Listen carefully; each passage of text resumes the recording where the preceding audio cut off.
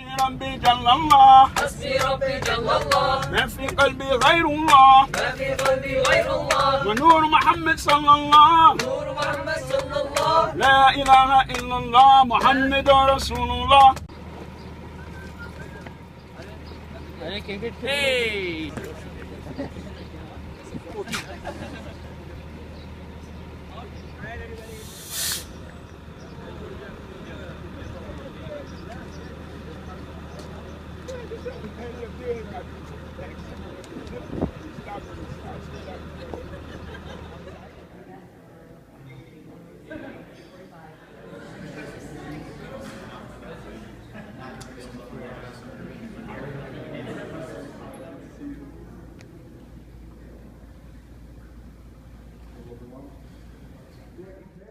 And in that solitude, if you don't find a connection with Allah, then all these fake connections that you have, and I have, that are not really based in the relationship with Allah, they will all disappear. They will not last. The facade will dissipate eventually. If not in this life, then in the next. I know that he is not able to project his voice that much, but if you feel you can, I'd like you to say a few words to the students. You think it'd be okay? Yeah? Okay, let's turn him around, inshallah. Lower it down some. I'm leaning back a little far. All right. Where would you like me to start? No. Just whatever you'd like to say to the students. I don't know what to say. Introduce yourself. Thank you all for coming here and praying, and thank you, Ustaz, for coming here and giving khutbah. And I'm really blessed to have all of you here, and it's an honor. It really is to be here with other Muslims and to be able to pray Jummah prayer, and because really I'm the only Muslim here, so now, and it's just everything's always about me, about myself, and to have everybody here with me now it's really a blessing and an honor, and Very happy to be here, inshallah. Very, very happy to be here. It's good to see all of your faces. And Are you too nervous to recite something? I'm not too nervous to recite something. All right. You'd like me to recite? What would you like me to recite? Your favorite ayah? My favorite? Let me think. Okay. I don't know. All right.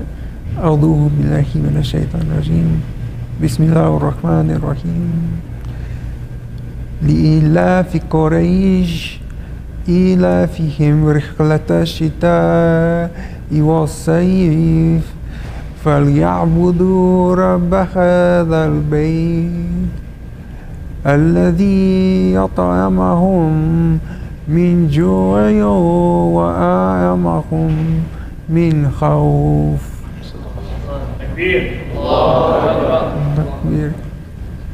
It's a reminder for all of us that, there are no excuses.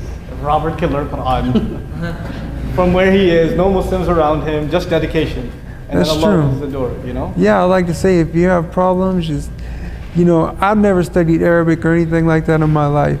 I understand that there are some people, Muslims, who grew up maybe in a Muslim home, they don't even know Arabic. I mean, it's not hard to learn Quran. Get on there and just try, and don't give up. It's not hard. I mean, it starts off, you think, oh, this is the hardest thing in the world for me to do.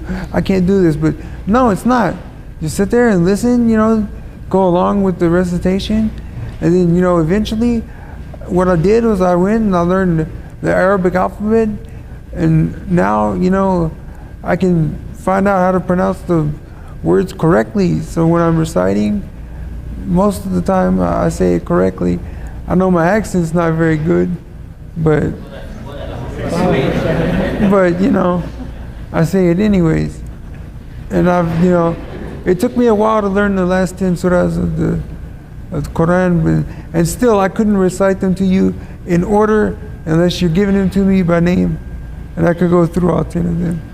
And there's a few others that I've started to learn. Actually, in the beginning of Ramadan, I watched the khutbah or speech from Ustad Numan Ali Khan, and he was saying, learn learn Surat al-Jumu'ah, and then go from there. And well, I started, it was pretty difficult, and I got through to I got the first 2 ayahs done. And inshallah, I'll be able to get the rest of them. I just need practice, inshallah, yeah. That's awesome. When was it that you took Shahada? I took Shahada in, it was September of 2011. When I woke up from the dream that I had, I lay there and I thought to myself that, you know, I had to gather everything together, and I said, you know, that was the Prophet Muhammad, sallallahu alaihi wasallam.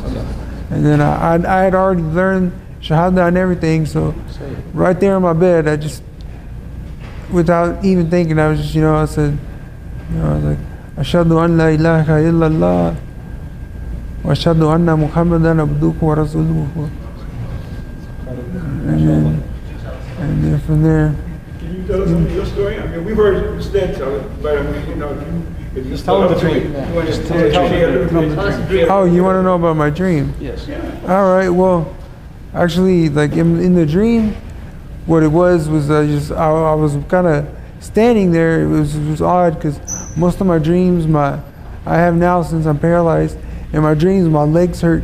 They feel like tree trunks, and I can't move, and I'm in pain because I guess I'm dreaming because I'm in pain. But this time I was just standing there, and then a little around the way from me, I'd say about 20 feet or so away to my left. You know, I was in a desertous area. There were like sand dunes a little, and to my left there was a group of men gathered around a person who was standing up talking to them, and it was by firelight because it was almost nighttime. Wasn't quite dark, but it was dark enough for a fire, and they had it going, and you could tell these men were listening to him intently, you know. So I was like, okay, well, this man's very important. And then also to my right was the crucifix setting up that I had in my room, but it was like life size, and I was sitting there and I'm like, okay, what's going on, you know? And then suddenly the man, he was standing there and he was giving hand gestures, and you could tell he was talking and saying something very important.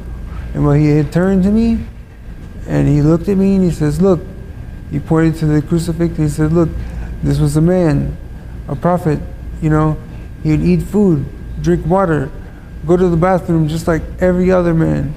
He's not a god, you know, only a prophet, you know, just, you know, follow God, not men.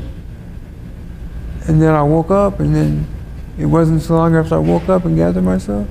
Because I mean, right when he turned to me and talked to me and told me that, I knew right then and there it was the Prophet Muhammad sallallahu alaihi wasallam. And then, I mean, I woke up, and then, like I said, I had to gather myself to figure like, what just happened, and that was real. Because at this time, I had been studying about Islam and everything, and I even learned the Shahada and other things, but I hadn't taken it yet. But then that time, I woke up, and I just, right there by myself, I did it, you know. And since then, I'd say for the first year and 3 or 4 months, I was just trying to study on memorizing Quran and you know, reading, and that was it. And never did I even think about understanding it, because you know, as a non-Muslim reading it, there's a lot of stuff in there that you don't understand. And then I was searching for how to understand. Then I found Ustad Numan Ali Khan's tafsir videos, and they appealed to me very good. I mean, he speaks in an American accent, and he speaks. You know, it's not only that. It's just he speaks to a younger audience. You know, and you know, it just appealed to me. And then I noticed that as I was studying, you know, surahs, and then I would study it, and at the same time, I would watch his tafsir videos and understand the ayahs I was talking about and what was going on at that time when it was revealed, you know, and what was happening, you know, to put the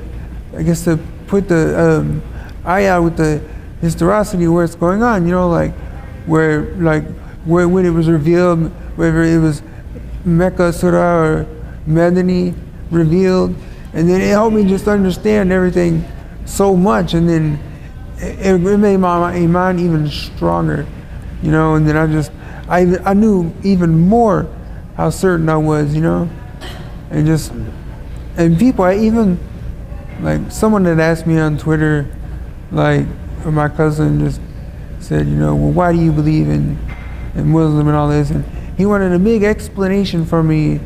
And, you know, I told him, I was like, because, you know, I believe in the prophethood of Muhammad sallallahu alaihi wasallam, and I believe that his revelations were from Allah subhanahu wa ta'ala.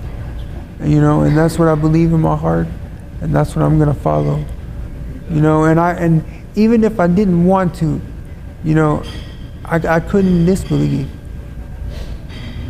And I just try to remain steadfast in the salah. And of course everyone's mind goes up and down, but it's always there, you know. And I just have to just always have dhikr of Allah, you know, just always have, you know, every day as always, astaghfirullah, alhamdulillah, you know, and I just stay. And being in this condition that I'm in, it's not easy to stay satisfied and happy. I can't do anything for myself, and sometimes if I ask somebody to do something, it'll take them quite a long time. And I was never a very patient person, but, you know, after I became Muslim and I studied more and read, I realized, you know, I have sabr now, and I can wait, and I can calm myself down, and just remember when they take it too long, I just astaghfirullah, astaghfirullah, astaghfirullah, astaghfirullah, astaghfirullah, and eventually they come. How's your family dealing with your Islam in the last couple of years? No, my mother, she supports me in my decision. At first, well, I can tell you this, people. I converted for a month, and I was talking to my mom, and I didn't say anything, and I said, well, what would you say if I told you I was thinking about converting to Islam? And she's like, well, I wouldn't like it. I'm like, well, what would you say if I told you I had already converted? And the first thing she said was, so you want to go blow up people? And I was like, oh, no, you have the wrong idea. And then eventually over time, as I talked to her, and I even gave her Quran to read, and she read some, you know, and she understands me now, and she supports me. And my father had a different reaction, and, you know, from his experience, he had thought that, he told me, well, son, only black people are Muslims. And I was,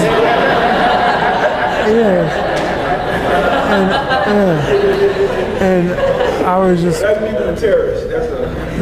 and I was just like, Dad, there's over, 1.5 billion Muslims in the world. They're of all races and colors and everything. And then the next time I talked to him, especially after the video came out, and I got a lot more Muslim friends on Facebook and stuff, my dad finally said and talked to me, and he's like, it's okay. What you want to, if you want to find your way to God that way, then that's your decision. You know, my sister, she doesn't approve of it very much. She likes to she keeps her distance. I try to talk to her about Islam, and I gave her Quran, but she won't read. And then I gave my son Quran, and I talked to him he reads some, but he tells me I don't believe in organized religion and all this stuff. He's 16 years old, and he's real. I don't know. And he's one of the kids now these days who they're about video games and friends and being bored. You know, that's all they do. So I'm just like, I'll give you some answers, some ideas how to help them that job. I would appreciate that. And so, but he's respectful to me, and he's still gonna read the rest. I'll talk to him, and I'll keep talking to him about Islam and everything. And then I have a Christian cousin who he's real supportful of me. And, I told him about it, and he didn't say anything bad, and he doesn't try to, well, he pray. He tells me he prays for me all the time. And he'll even in my room, he'll ask me, can I say a prayer? And I allow him to. I don't want to disrespect him and be like, No.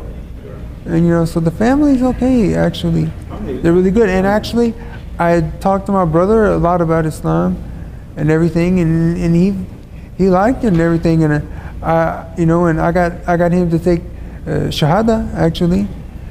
And actually, he's the one. If you look at my Facebook page, he's the one with the thobe on, the white thobe. He's the one. He kind of looks like me a little. He's a little more chunky though. And he's 4 years younger than I am, but I look younger, of course. Not. But right. But I got him to take Shahada, but he doesn't practice. But I'm still going to talk to him more, and I believe I can get him to do so. With the faith. Thank you so much. You're welcome. I know you need your rest too. Yeah. Oh, of course, yes. Can I ask you a quick question? Yes, please. Can you describe the Prophet ﷺ for us? Like describe. Can you describe how he was in the dream? Well, like I say, it was in the distance, and what I could see was, well, he was. I would say he was about 5'11" maybe that tall, because he was taller than the people he was speaking with. Because some of them were sitting down and some were standing up, and he was definitely. He had a head wrapping like it was wrapped from like around his head and then down and then like across like to one side, like, you know, like over his shoulder, you know, like up kind of high. I can't really, my descriptive powers, I'm not very articulate, my descriptive powers are very lacking, so I couldn't tell you exactly. But when he had turned to me to talk, like the shadows from the flame, the fire, because you know when there's firelight it puts off shadows in every direction. So when he had turned to me to talk, I couldn't really see his face. I could see the white of his teeth, you know. And when he talked to me, it was in a very calm voice. Like he didn't yell at me like, "This man is only a prophet. He's not a god." He just you know moved his hand towards the crucifix and said it in a very calm voice. You know, it's just like, you know, in a convincing voice also. And it was just like, and I mean, right when he turned around, I knew exactly who it was, because I know people, everybody dreams, and when you dream, you know that a person's there. They don't have to announce themselves, but you just know exactly who they are. And that's when he turned, and I was like, whoa. And yeah. You know, only very special people get to see the Prophet Sallallahu Alaihi Wasallam. You know that, right? And Shaitan cannot take the appearance of the Prophet Sallallahu Alaihi Wasallam. Anybody else but the Prophet Sallallahu Alaihi Wasallam. So Allah Subhanahu wa Ta'ala showed something special. It's for you. I took it to heart, and like I said, I woke up, took Shahada, and then I started to learn, and I've been trying to keep my mind straight, stay steadfast, and be on the straight path. And being in a place like this and being in the condition I'm in, trust me, it's very difficult. But I do it. I stay happy. I'm not depressed. I get angry like any human would, but I don't get depressed. I'm happy. I mean, anyone who meets me could tell me that, you know, you're a happy person. And I'll be honest, before I converted, I was a mean person. I mean, I was content, but I wasn't necessarily happy. You know, I was angry towards other people. I treated people bad and everything. But then afterwards, my treatment of people, you know, I watch what I say. I watch my tongue, and I think about what I'm going to say to somebody before I say it. You know, and I remember, because I want to speak. Yeah, because I want to speak to people softly and with good words. Sometimes they're not as good as I'd like them to be. Thank you so very much. Oh, you're welcome. Allahu, Allahu, Allah. Allahu, Allahu, Allah. Allahu, Allahu, Allah. Allahu, Allahu, Allah. Allah.